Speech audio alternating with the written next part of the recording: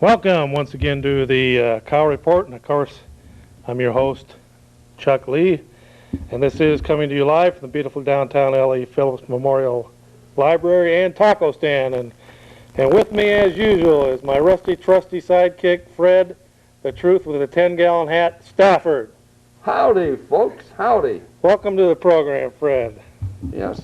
Looking pretty good. You know, Fred, you remind me of November 22nd, or I guess it was about November 24th, 1963, down there in the basement of the garage there in the Dallas police station. You look just like the guy that brought out Lee Harvey Oswald. And, of course, you were looking the other way getting your picture taken while they shot Oswald in the stomach. I bet you feel sorry about that day ever since. No. Okay. We're glad to see you're with us tonight, Fred. How you feeling? So-so. Okay. All right. Well, this is, as we said, live. And if we can if the cameraman can get a close-up of these little cows here we got in the front row here. Those little teeny, teensy little weeny, little tiny little teeny little cows there, if they can get a close-up of that. Are they pre-born? They're little cows. There they are. There's 4 of them there. And one of our many admirers made that, Fred. One of our best admirers, been watching the show for years. His name is Joshua Shoemaker. And we want to thank you for giving those to the show, Joshua. Those are really pretty. And it looks like you put a lot of work into them, painting them and molding them into place. And there's 4 little cows there, Freddie. Yes. That was nice. And then, of course, the mama cow's up here, the big cow. We've got that there. And right next to it, Fred, we have the famous Flavin' Pop. And have I sung the jingle lately? What's that? Have I sung the jingle lately, Fred? What? The Flavin' Pop jingle. You popped everything else. Well, Freddie, it's the old Flavin' Pop jingle. Yeah. You want to sing it or you want me to? No, I don't want you to sing it. All right. Well, it goes something like this, Fred. Oh, forget about it. Flavin' Pop, Flavin' Pop. Oh. I don't drink slop, drink Flavin' Pop. The thinking man's drink. You drink that, you don't think anymore. And Fred, I've got some of that trusty Flavin' Pop right here in my cow cup right here. It looks like water to me. Well, Flavin' Pop is the color of water, Fred. I know. It's pure, unadulterated water. Fred, we've had that stuff tested by some of the best clinics in the country. What clinic? What clinic? And you know what? We still don't know what's in it.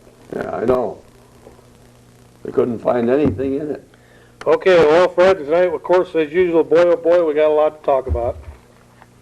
You know, Fred, we're moving out of this old pop stand here. Yes. Flavin' Pop's building a brand new studio up there on the hill at the old tire company. We had to move some tires aside and sweep some rubber out of the way, and we're moving into the new studios here pretty soon. But in the meantime, if you'd like to come down here and take a tour of the Cow Report studios, Fred I won't be here. Fred's on hand sometimes. We don't know when to give you a guided tour. Okay, Freddie here. We're glad to see, Fred, that the Most Reverend Raymond L. Burke, Bishop of the Roman Catholic Diocese of La Crosse, put a quarter-page ad. Actually, it was a letter signed by all of the priests and pastors in the Eau Claire area. Yes. It's a statement regarding the possible opening of an abortion clinic in Eau Claire, Wisconsin. And Fred, since you're a devout Catholic, I want you to tell the folks what exactly was in the letter and what does it mean. Well, it shows that the Catholic Church is firmly opposed to abortion, and in particular to the opening of a clinic here, an abortuary. That's good. And that was in the Leader Telegram. I don't know. That was in the Leader Telegram. Do you think it was in the La Crosse papers too? I don't know. Okay, Freddie. Well, that's good. Those don't come cheap either, Fred. That's I know it. quite an expensive little... And he's to be commended for coming out and openly making that statement. I was breathing some new blood into the pro-life movement around here, Fred, to have one of the bishops of this whole Catholic Diocese of La Crosse, which takes in probably, what, close to 50, 100 churches, something like that? Oh, I would say at least 100. Yeah, that's good, Fred. Glad to see there's some new life being breathed into the pro-life movement. Okay, Freddie. Something of interest here to those folks out there who like to play around with computers, Fred, the Chippewa Valley Freenet is on the air. I know you don't have a computer, Fred, but the Freenet is a computer service that you can hook up to, and it's called Freenet. It's actually free, but they would like to get some donations to keep it on the air. And if you'd like to hook up and give it a try, and you have a VT100 emulation, no parity, 8 bits, and 1 stop bit, you can hook up, and that number to get online is 834-1450, 834-1450.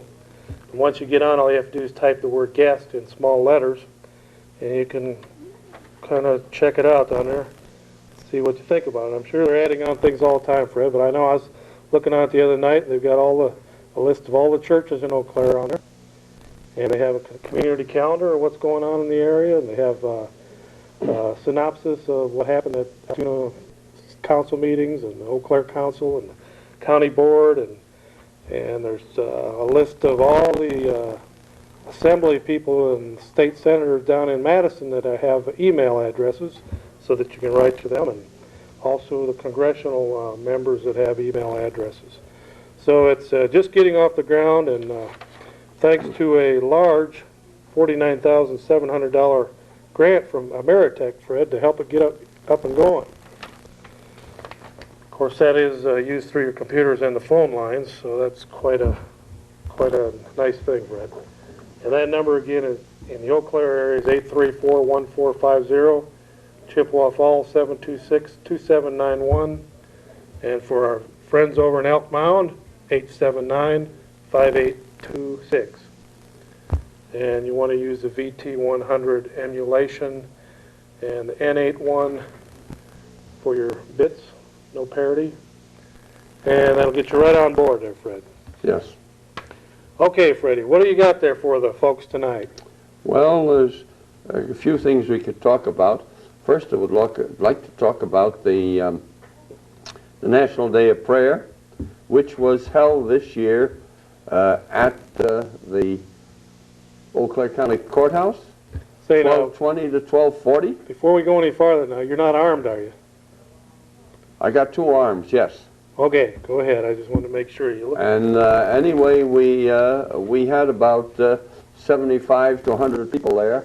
Unfortunately, there were others over at the former site, City Hall. And Pastor John Wells was there, and I understand they had a little prayer meeting over there. So to get all together, you probably had 100 people between both places. Well, at least. So, well, now they know where the new place is, Fred. From now on, there won't be any problem. The new site's nice and quiet there. It's out of the major traffic area. Nice war memorial right behind it there, the flagpole and the front entrance to the courthouse. Nice area there, Fred, and I'm sure that will grow over the next few years. Now, what were some of the things that were discussed at that meeting? Well, Bishop Wantland was the lead-off prayer leader, and he prayed that we would find an answer or something, that we would do something about pornography. And especially here in Eau Claire, since our city council, in particular our city council president, Mark Lewis, didn't want to do anything about it when he was written last year along with the city council members and saying that we asked for the enforcement of the Wisconsin obscenity statute, and he said that it was been superseded, their statute in Eau Claire was superseded by the Wisconsin statute. And he didn't do anything further as far as that was concerned. In other words, he refused to take any action against the pornographers here in town, even though it is illegal. Why don't the state legislature down in Madison toughen up the laws if there's so many loopholes in it? They may do that. Now, You think they can, Fred? There seemed to be a pretty slow-moving machine down there. I know. I know. It seems like they're just bogged down on this school issue, this funding for the school thing, and everything else be damned. The budget is the... You look to Michigan, boy, they're passing bills right and left, tax cuts all over the place, anglers signing bills into law. Here we're bogged down in this education thing, and nothing seems to be getting done. It's too bad, Freddie. A lot of issues out there that need to be dealt with. Okay, Freddie, on the national scene, President Clinton Saturday finally vowed to crack down on the illegal immigration. It took him long enough. We were talking about it on this show over 2 years ago. Yes. Well, here we are. Clinton's finally saying that he's going to crack down on the backlog of 100,000 illegal aliens, Fred, waiting for deportation hearings. Now, this is out of Clinton's mouth. In Florida, the Democratic governor named Lawton Chiles says there's 350,000 undocumented immigrants just in Florida alone, Fred. Clinton says there's only 100,000 of them. Well, there's also reports that there's 1 million illegal aliens in Los Angeles County alone, Fred. Thousands of illegal aliens come across the border each night. And you know what Clinton's doing to take care of the situation, Fred? Here's what he said. Here's what the hillbilly socialist from Arkansas said. Right now, we're deporting 110 illegal aliens every day. Isn't that wonderful, Fred? 110 every day are being sent back across the border. Well, there's some spots down there on the border where over 2,000 a night are coming across.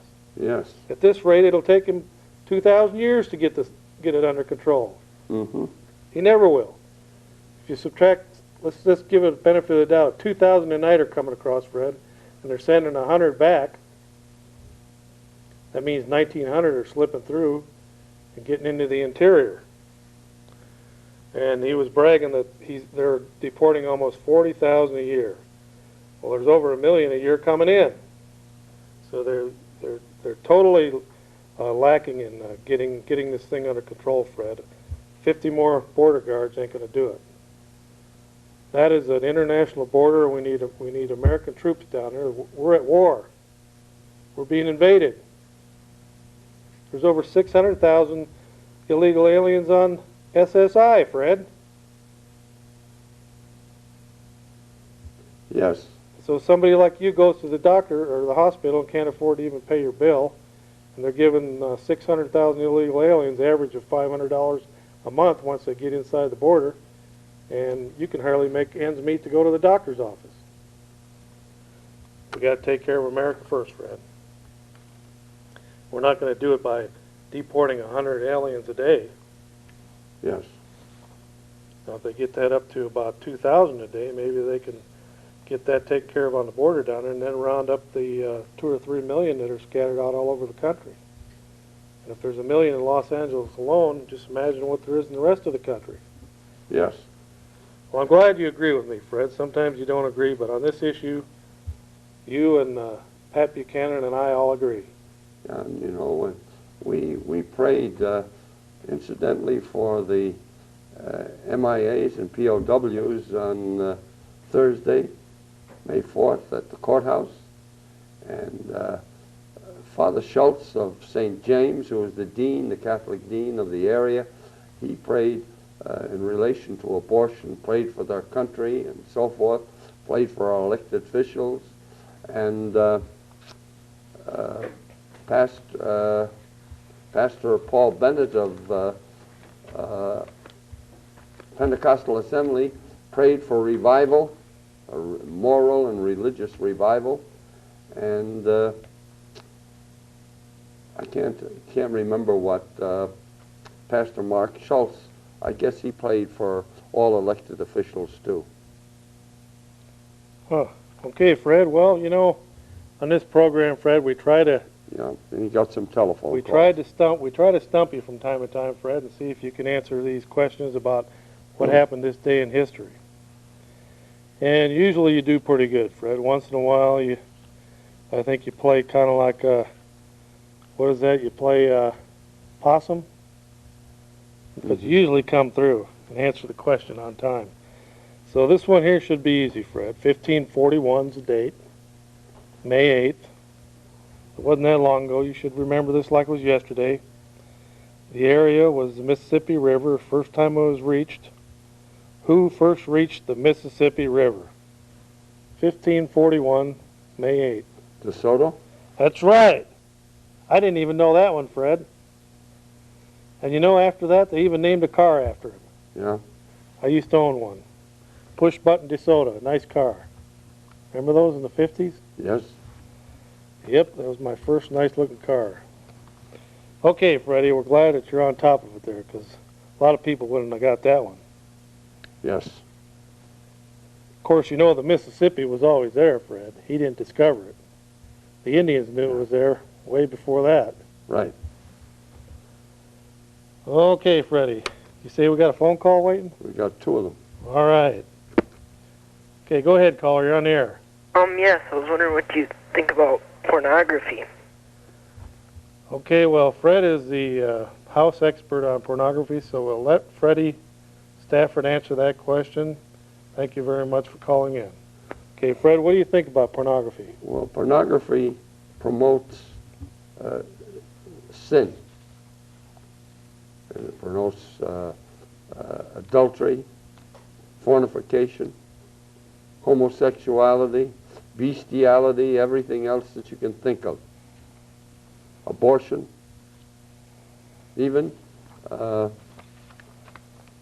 promotes the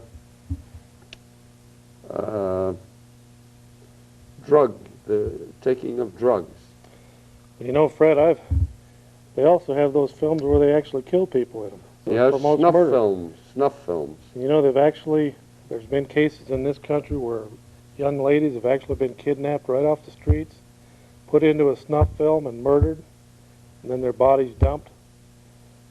All at the request of the mafia, Fred, because 98% of the pornography trade is run by the mafia in this country. And yes, folks, the mafia runs the tapes that are sold right here in Eau Claire at the over close to what, 22 pornography shops right here in Eau Claire. The mafia makes those tapes, so Video stores and 3 porno sex shops. when you go in your local suburban video store and you rent that X-rated movie, you're supplying the mafia with more money. Because the money that paid for those, Fred, that money goes right into the coffers of the mafia, and it's used to finance the importation of illegal drugs, prostitution, loan sharking, illegal gambling, all kinds of vices, Fred. Heroin, importation, cocaine, murder for hire.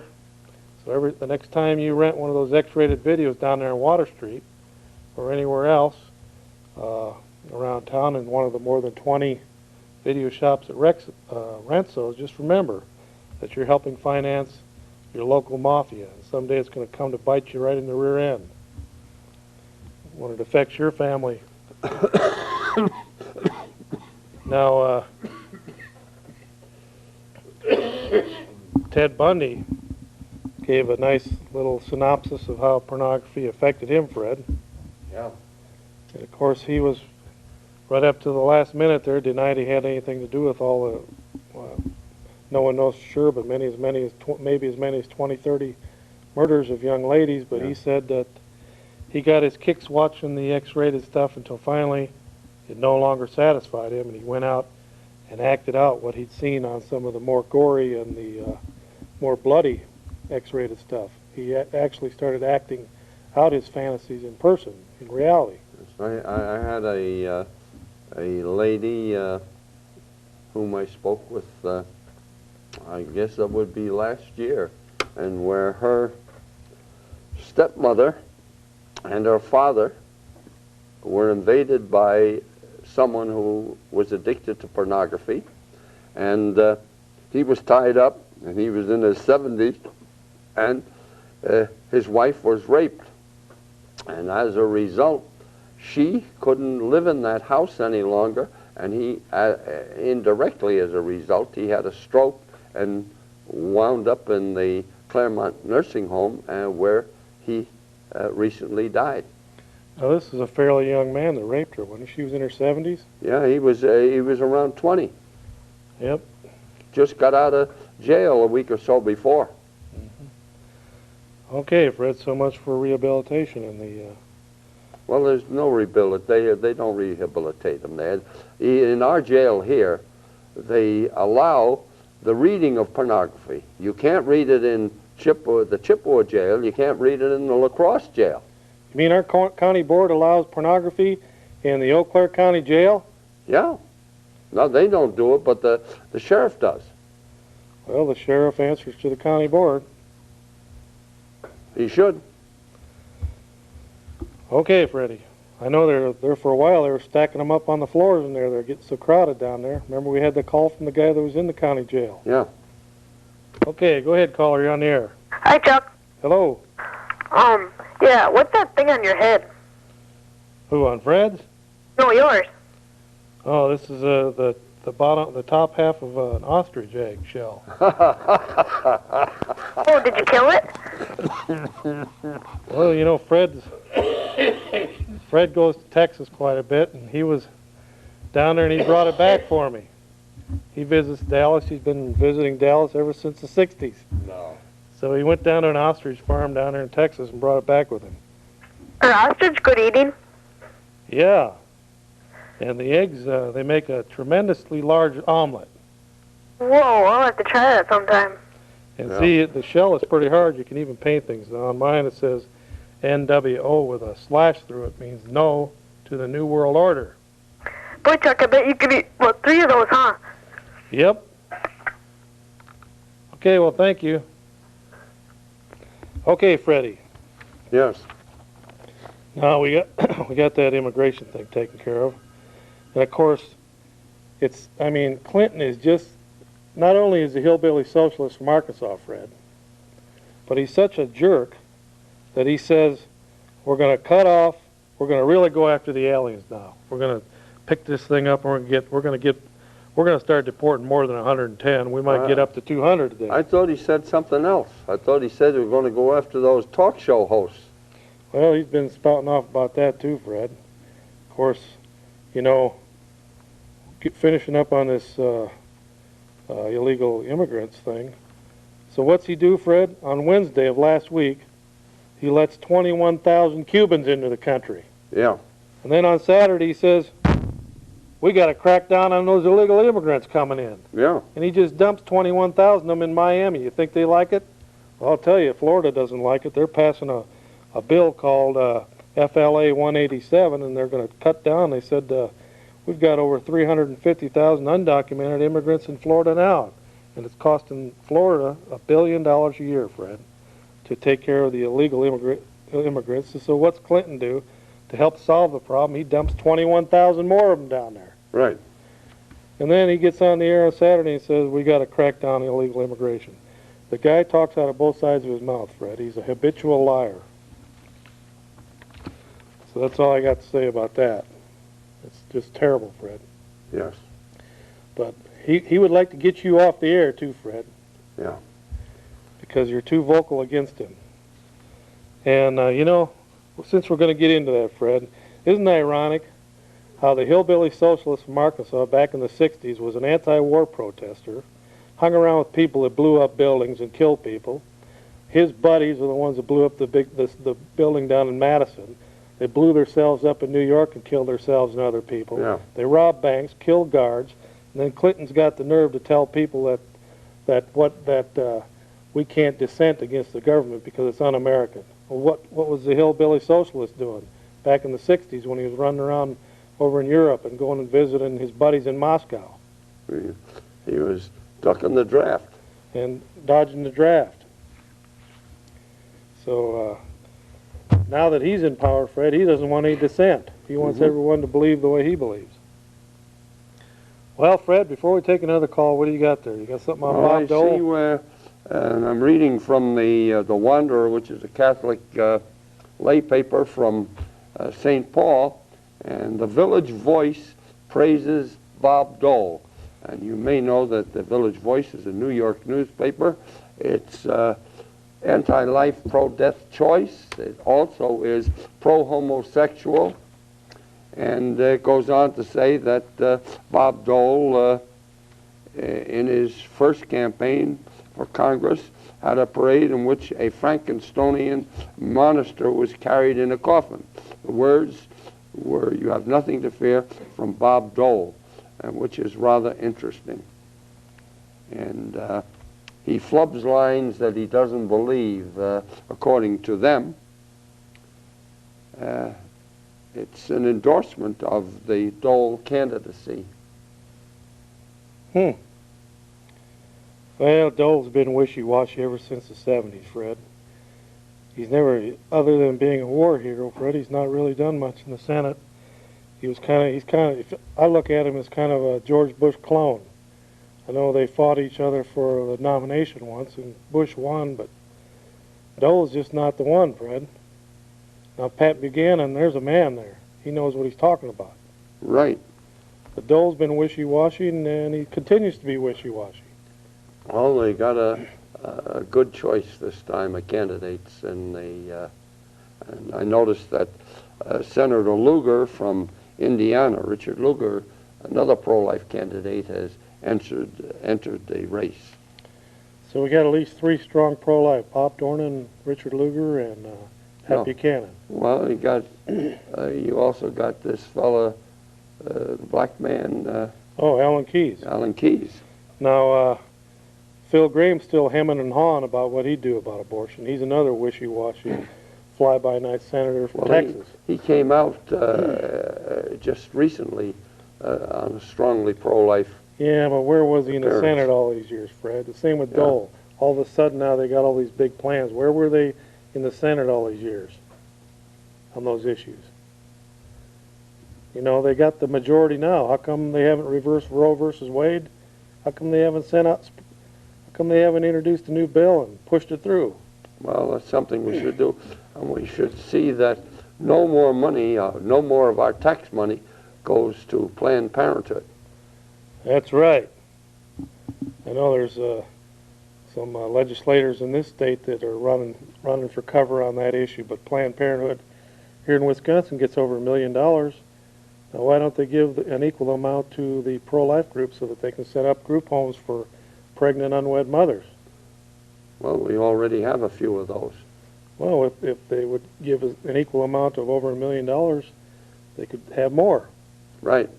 And it would offset the poison that Planned Parenthood's pushing to the teenagers.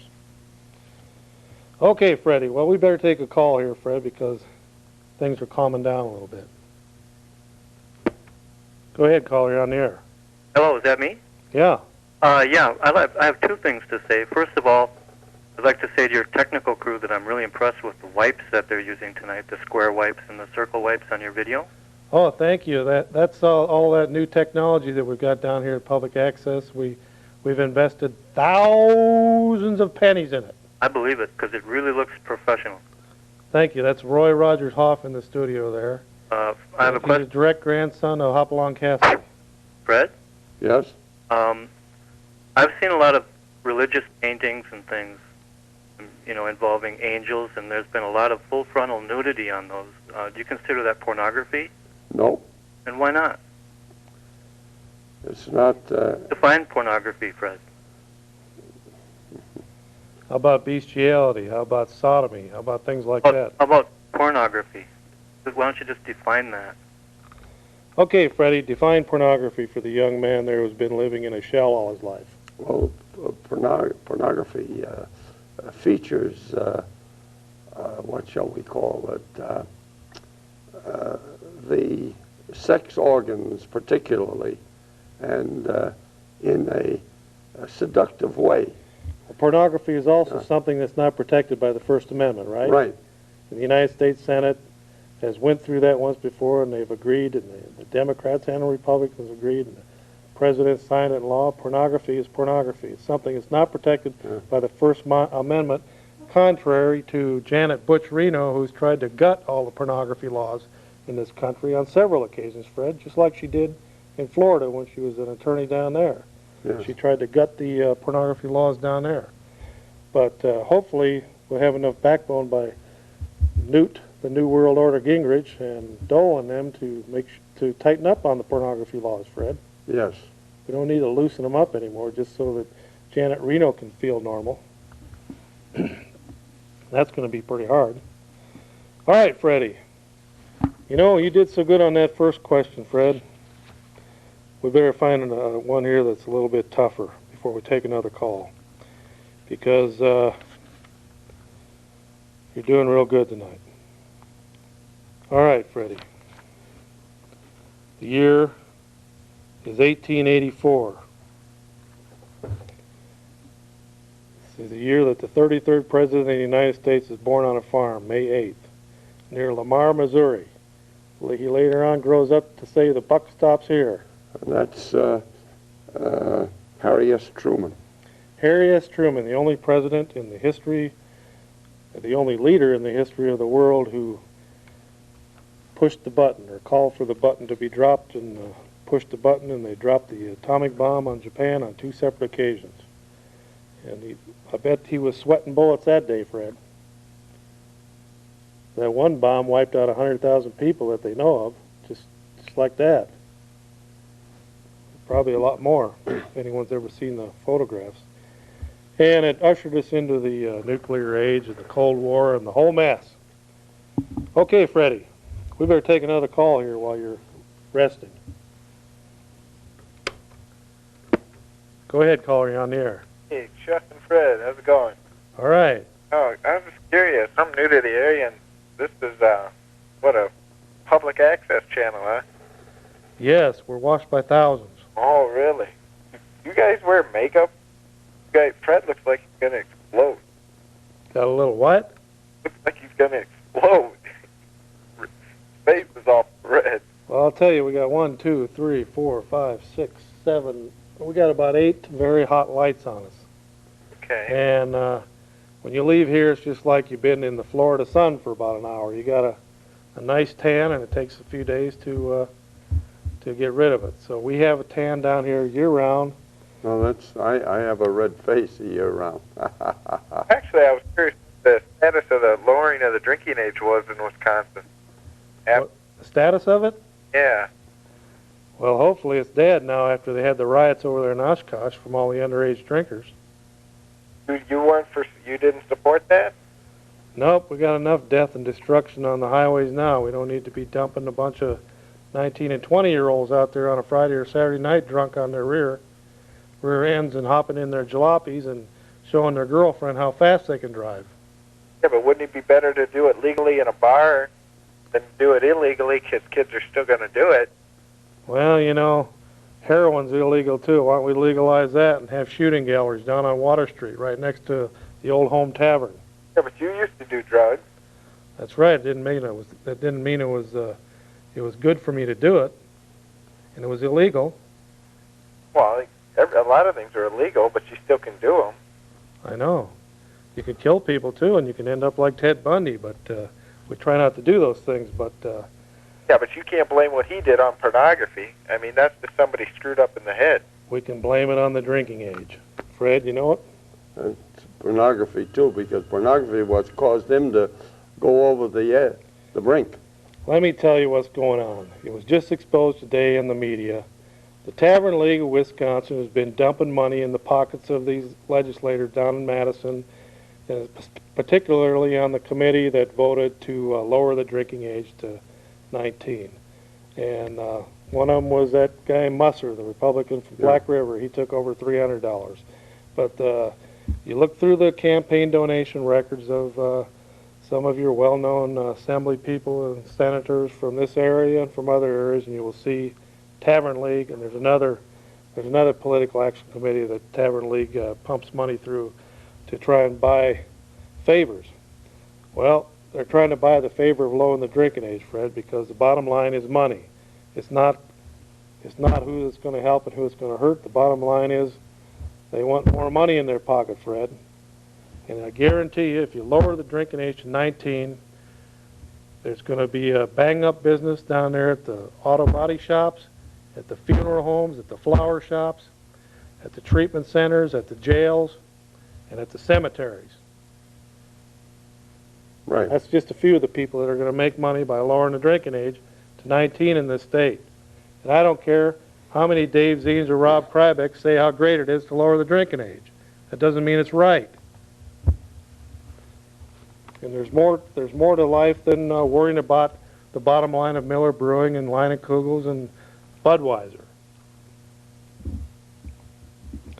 I know Fred used to belt them down there, and you quit, didn't you? Where? Beer, didn't you used to hit the bottle a little bit? I never was much of a drinker.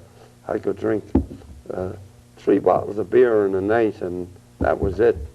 If a 21-year-old can't control their drinking, Fred, and can't hold it, as they say, hold it, because you can't, because alcohol's a poison, and it affects you. It affects your body. It causes your reaction time to slow down. It's just a natural fact that if you drink so much alcohol, it's gonna screw up your reaction time, and that's why people get in wrecks and stuff, because they're not their cells. That's why people do a lot of things under the influence of alcohol that they wouldn't do soberly. So if 21-year-olds and above can't handle it, why should we lower it down to 19? Doesn't make sense. It makes sense if you're in the tavern league or if you own a tavern. But otherwise, or if you own a big brewery. But Fred, sometimes you got to make a stand on that stuff. I agree with you. Wisconsin doesn't need to lower the drinking age. You know, if 19-year-olds or even 18-year-olds could show a little moderation in their drinking, it could be dropped down. But they don't seem to know what it is to drink in moderation, many of them. It's because they're not fully developed yet. They're not mature. I've been in, especially when they had the beer bars, and I called on every type of business there was, and I called on them, and being where guys were drinking 10, 20, 30 bottles of beer. You know, Fred, some religions don't even consider you a mature adult till you're 30. I know one religion in particular, you can't even be a priest until you're 30. Because it takes that long just to learn enough about life. We don't. If you lower it to 19, then you got 17, 16, and 15-year-olds wanting to go to the parties. And the other day, Fred, some jerk that was drunk, some underage drinker, threw an empty keg on top of a fire, and it blew up and exploded in his face. And killed a man. And killed a man.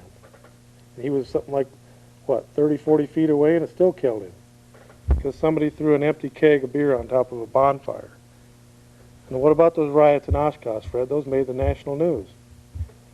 Tipping over cars and running through the streets, and there was a lot of underage drinkers involved in that. Now, does that show maturity? I ask you, Fred. No. Okay, go ahead, caller. You're on the air. Hi, good evening. I've got sort of a two-part question, so if you could bear with me as I ask it. And Let me see if I got a pen here. You got a pen, Fred?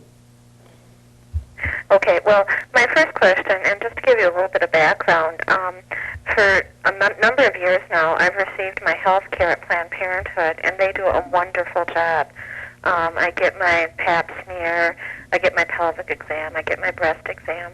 And my question Why can't you go to a doctor and get that? Well, because I don't have insurance. And Well, you could always buy it. They sell it. Well, you got to have the money to afford it, and it sounds like you're having problems with your medical bills. But my question is whether you think it would be Christian to try and fund a program that keeps so many women healthy. The second part of my question regards some of the comments made during the evening on your show, calling the president a hillbilly and a socialist and a liar, calling Janet Reno a butch. And I kind of wondered if you could explain to me why it seems so important for you to use name-calling as part of your methods for building your case. Okay, well, thank you. You know, Fred, that's show business. Yeah. You know, that's just like that lady being in favor of killing babies. And my daughter went to, incidentally, she was given pills that the pill that wasn't strong enough to prevent her becoming pregnant. And then when the man, Mr. Wonderful, insisted she have a abortion, and she went down there. They didn't give her any counseling, but the appointment was made, and she went in and had it. Of course, they said it was just a bunch of nothing. and it come out with arms and legs and had a head and all that. And when she saw that, she lost 2 jobs, was evicted from her apartment because she couldn't pay rent. Incidentally, Planned Parenthood was responsible for it, didn't come along and find her a job or help her with any counseling or anything like that. And for years, she had to go for counseling, and she still is suffering the pain of losing that child. You know, you're so right, Fred, but you know, I was accused of calling Clinton hillbilly, a And he socialist. calls people names too, so if he can do it, you can do it too. A hillbilly, a socialist, and a liar. I didn't call That's him that. true. I call him a hillbilly socialist liar, because that's what he is. Yeah. And you know something, Fred? Here's one of his statements from the 5th of May. He said, those who claim, let's see here. It says here that people don't have a right to spread hatred for government itself or to claim America is a tyranny. And also he says here, those who claim such rights are wrong and un-American. Well, what was he doing back during the Vietnam War, Fred, when he was spreading his poison around Sure. and running around with bomb throwers? There's nothing patriotic about hating your country or pretending that you can love your country but despise your government. Well, he despised the government, Fred. Besides being a draft dodger and a lot of the other things he did, Fred, he certainly didn't love his country, or he would have backed what was going on.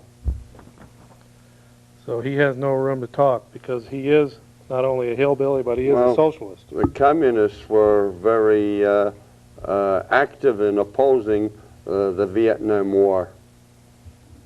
I know, Fred. He went to visit his communist buddies over in Moscow, just like he's doing tomorrow. He snubbed the English, who we were allies with during the war. He snubbed the Germans. What's his name? Yeah, I know. The vice president went over. The Prime Minister of England requested that Bill Clinton come, and Yes. Bill Clinton snubbed him and said, "Nope, I'm going to Moscow." Yeah. And so that's where Billy's off to They tonight. give some more money to Moscow and buoy up their sagging economy.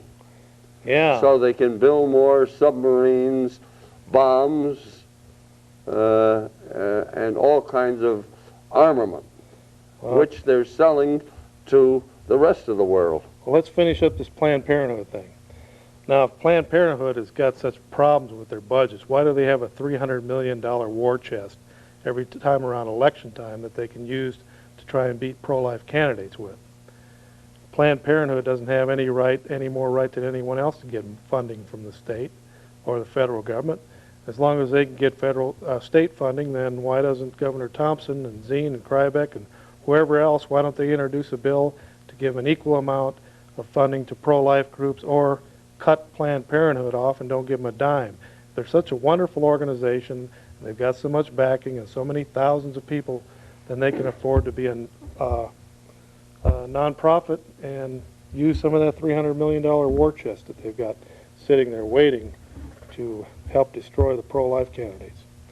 Now, getting back to Russia, Freddie, I just read over the weekend the Reuters news service that the Russians are coming back into Cuba. They're going to help build a nuclear facility in Cuba, and they're also going to trade oil for sugar with Cuba again.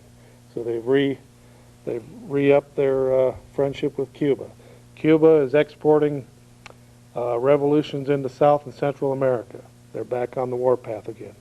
Russia is sending in troops into Angola. They've already got troops in Sierra Leone in Africa. They helped overthrow the government of South Africa and turn it into a communist country.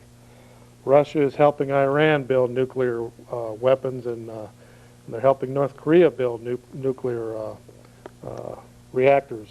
Also, Russia has recently sold submarines to the Iran and taught them how to use them. And there's Iranian submarines cruising through the Gulf of Hormuz and some of the other places over there, and just causing more friction there. And they also have missiles. They're armed with missiles there in that area. Also, as we speak, Russia is bombing their own people in Chechnya. There's several other hot spots that are also flying raids into Afghanistan. And once again, they're flying and bombing in Afghanistan. This is an evil empire. We've helped refinance them, help them rebuild, help them rejuvenate. This is probably the 7th, 8th time in history since 1917 that we, the people of the United States, have propped up the Soviet government and put it back on its feet when it was ready to fall over dead. And Bill Clinton is over there tomorrow, going to try and cut some deals with him again. He's crossing over the dead bodies of thousands of Chechnyan men, women, and children and babies to get to Moscow so that he can stand on the podium there and watch the Soviet tanks flow by. And he snubbed our long-standing European friends, the Germans and the English, to go over there to Russia. That's why he's not only a hillbilly, but is a hillbilly socialist. And a liar. Okay, Freddie. Glad we got that cleared up. Now, before we take another call here, Freddie, I want to make sure that you get one more right here. And you got that last one right, didn't you? That Harry Truman deal? Yep. No, I didn't give you these before the show, did I? No. Okay. Yes. Okay, May 9th, Fred, 1754. Benjamin Franklin's Join or Die cartoon is printed in the Pennsylvania Gazette, becoming the first newspaper cartoon to appear in what country?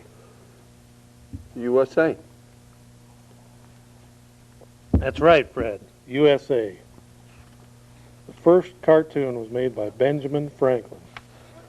May 9th, 1754, Fred. Okay. Go ahead, caller. You're on the air. Yeah, Chuck's sake. I was wondering about legalizing lowering the drinking age. Yeah, I don't think that'd be a bad thing because, it makes the economy better and, make the world a better place. Yeah, it'd certainly sell more flowers and caskets. Yeah, that's true. It'd take away that overpopulation problem we're going to be having in a few years. What overpopulation problem? The world's getting bigger. But, they're claiming down there at the university that there's not enough spaces for students, so it'll help weed out some of them alcoholic students, too. They'll get killed off, and then there won't be such an overcrowding on the universities. Yeah, I think that's a good idea. And, that'll fill up the jails, too. Yeah, well, we can build bigger jails. Yeah, there's definitely a bunch down there in Madison that want to build more jails, Fred. They just love that, to hear that. Mm-hmm. Maybe that's what's behind this. They know that it's going to cause more friction and trouble in society, and the bottom line is they'll have to build more jails. Yeah, that's true. I was wondering if I could come down to the station sometime and get Fred's autograph.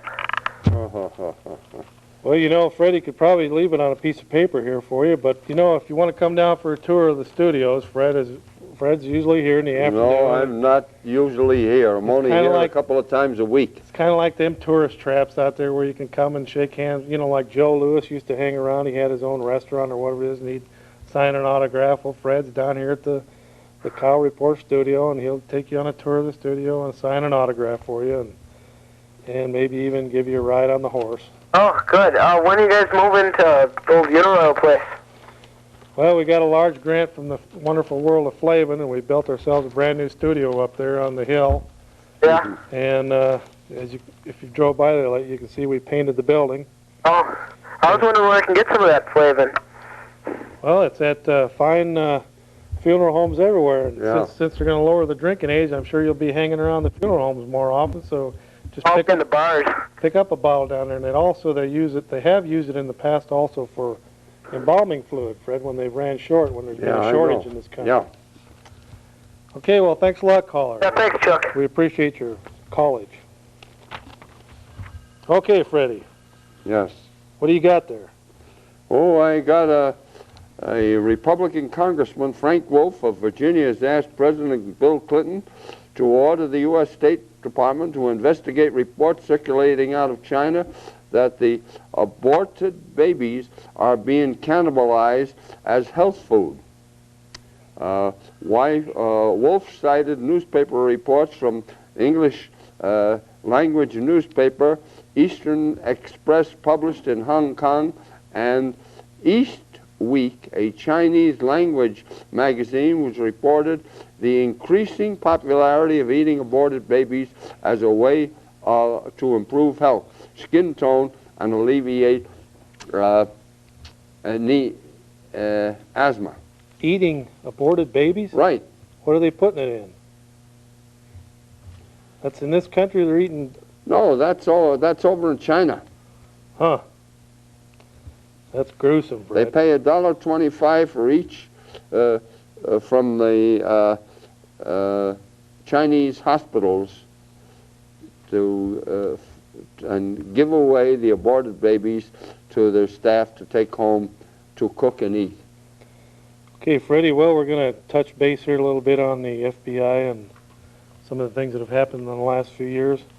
Here, back on January 6th, there was a news article came out where it was talking about the disciplining of several top FBI agents for their handling of what happened in Idaho in 1992 when Randall Weaver's 13-year-old son and his wife were murdered by the And the government. baby?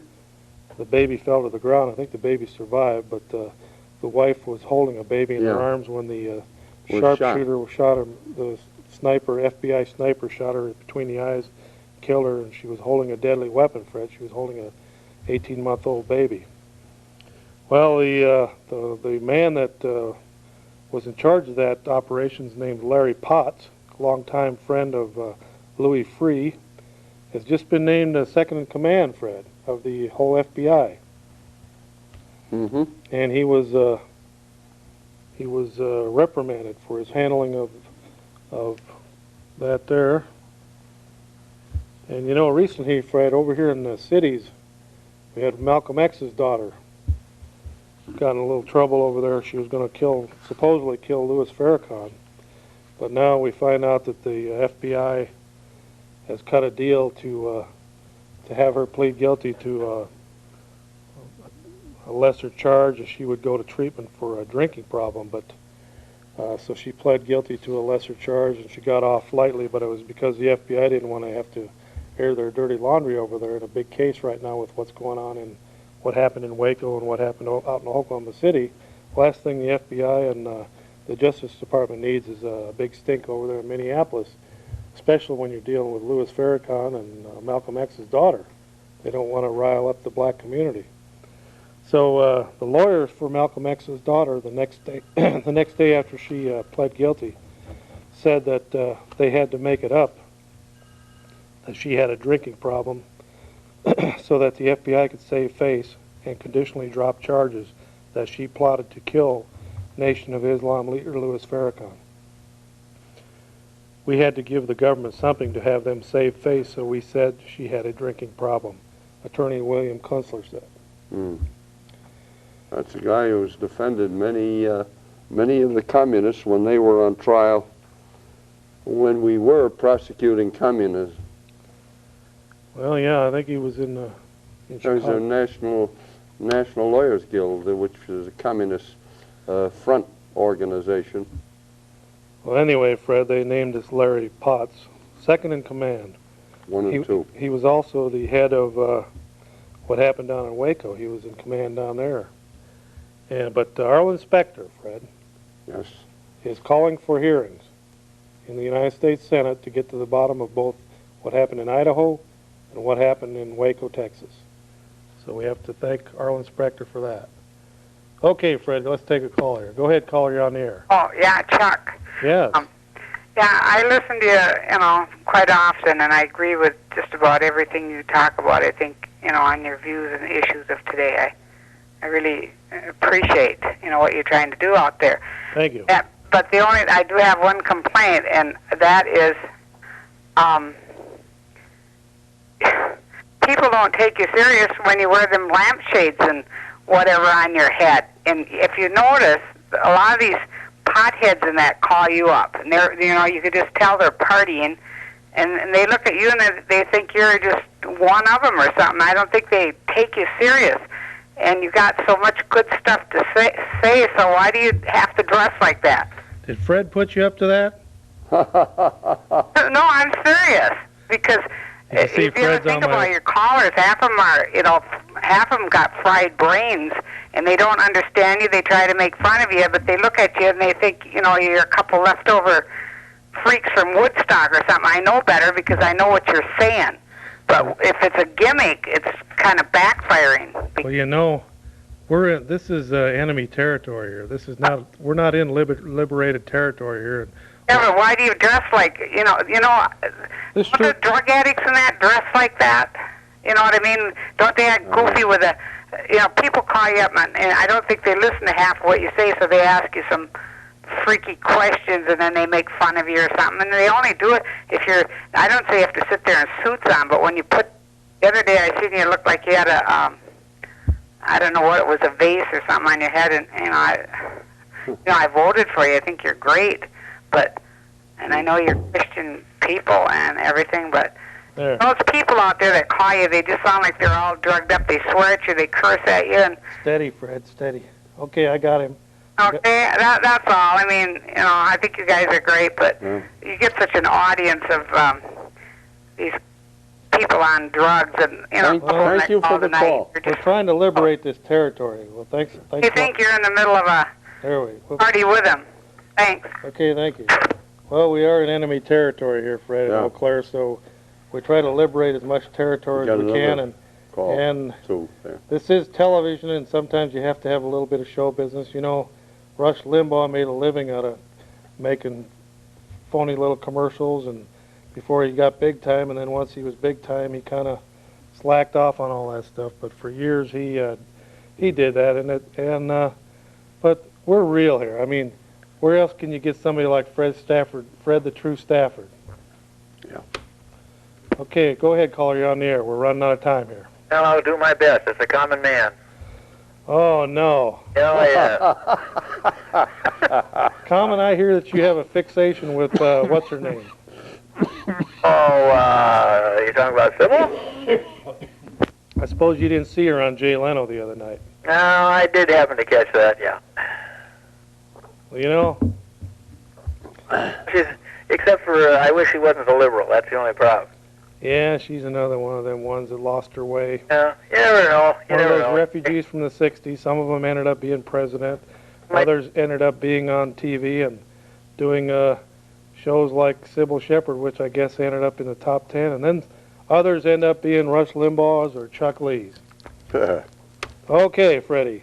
There's We're another down to one about one more minute there. We better take this call and then... Hello, I'll talk real quick. I got 3 points to make. I agree with you on a couple of things, such as abortion and such as immigration. But I very strongly, having spent many years in Arkansas myself, I resent this hillbilly socialist thing you keep saying. I've met more ignorant rednecks in Wisconsin than I ever knew in Arkansas. Mm-hmm. You mean there's no hillbillies down in Arkansas? Yeah, you go up in the mountains, there is.